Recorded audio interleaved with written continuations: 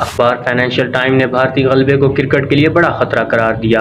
اخبار کے مطابق بھارت کی گورننگ باڈی عالمی فیصلہ سازی پر حاوی ہے۔ بھارت کی جانب سے اپنی ٹیم پاکستان بھیجنے سے انکار پر ہی ایشیا کپ کے کئی میچز سری لنکا میں ہی ہو رہے ہیں۔ برطانوی اخبار کے مطابق بھارت آئی پی ایل سے کھیل میں بے مثال دولت لایا۔ انگلینڈ کے جیسن رائے اور ویسٹ انڈیز کے انڈر ریسل جیسے کھلاڑی آئی پی ایل فرنچائز کے لیے بین الاقوامی معاہدوں کو ترک کر چکے ہیں۔ ناقدین کے خیال میں اس سے بین الاقوامی میچوں کو ناقابل اتلافی نقصان پہنچے گا۔ شائقین کو بھی خدشہ ہے کہ ایشیا سمیت بین الاقوامی ٹورنامنٹس میں کم کرکٹرز دستیاب ہوں گے۔ فائنینشل ٹائم لکھتا ہے کہ بھارت عالمی کرکٹ میں انگلینڈ اور آسٹریلیا کی طاقت کو تیزی سے ختم کر رہا ہے۔ 2024 اور 2027 کے درمیان بی سی سی اور آئی سی سی کی آمدنی کا تقریباً 40% حصہ لے گا، جو انگلینڈ اور آسٹریلیا کے مشترکہ حصے سے بھی زیادہ ہے۔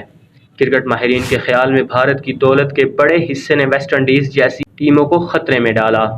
آج کے فلم سٹارز اور بزنس ٹائکون نے جنوبی افریقہ اور کیریبین سے لے کر متحدہ عرب امارات تک ہر جگہ فرنچائز خریدی ہوئی ہیں۔